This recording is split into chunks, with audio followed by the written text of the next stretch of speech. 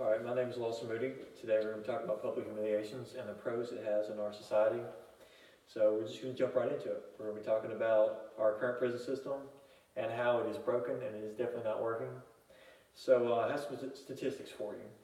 So 2013, a statistic that had a big, all those states got together, 40 states got together and did one big study. So they found out that within these 40 states, it costs $39 billion a year to run every prison inside of those states. And in 2013, there was 2,200,000 prisoners in those 40 states. And now in 2017, it's jumped up another 100,000. So crime is lower in America than it's been since the 90s, but we have more people in the system than ever before. So to put it in perspective, $39 billion worth of money is going into our prison systems in just 40 states. And if we could find a way to cut down this at least a fourth, that's almost $10 billion. That's going back to the taxpayer, that's going to things like roads, infrastructure, police officers, the things that we really need. Now, our prison system is broken. We have a 68% recidivism rate, which means that 68% of criminals are returning to prisons.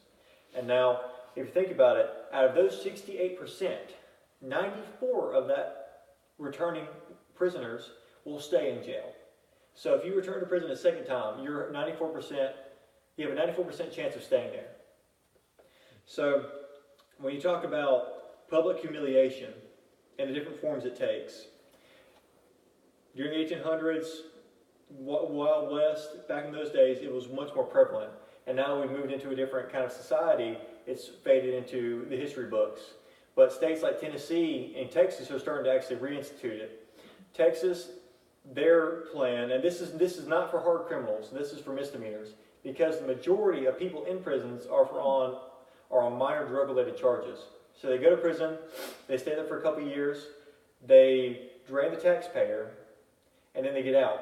So the pros to public humiliation are, you get this criminal, you publicly humiliate him, and then he is not in prison for 2 years, but he has the ability to get educated and have a job.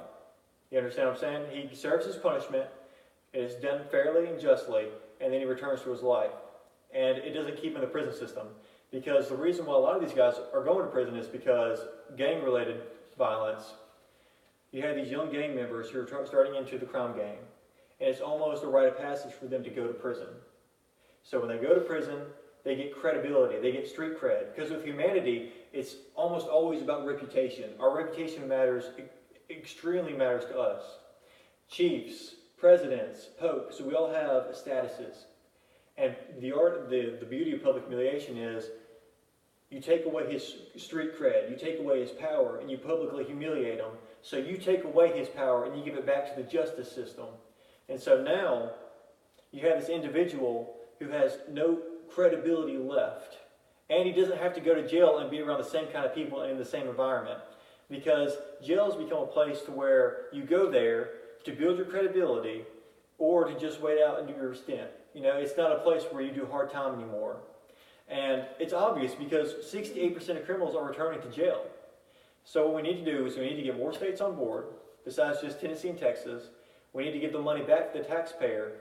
And you've got to understand, some people will say public humiliation is cruel. And it may be. You may consider it to be cruel. But the thing about it is, you can either have somebody you publicly humiliate them, and then you let them go live their life. Give them a chance to be educated, a chance to get a job. Or you can go sit him in a prison for 4 years.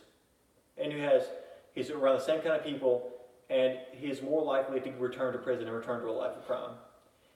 This is a new way of doing, it's not a new way of doing things, it's an old way of doing things in a new form. So you may ask, what kind of forms would it take? Well, in Texas, they have the man wears his name and his crime and stands on a busy street. And he has to do time just standing out there with a placard that has his crime and his name. And in Japan has one of the lowest recidivism rates in the world of criminals. What they do for misdemeanors is public canings. They will publicly cane somebody for vandalism and theft. And they have the lowest, and it may seem harsh, but they have the lowest recidivism rate in the world. And basically, it all comes down to money. If the less people have in prison, The more we have going back to the taxpayer, the more we have for our infrastructure. And it's more efficient, it gives a criminal a chance, and it's better for the taxpayer, it's better for the American, the law-abiding American. And that's the speech. I hope you all learned something. And I think the most important thing about public humiliation is it gives a criminal a chance to get out of that environment and to break that cycle. So thank you for your time. These are my flashcards I used.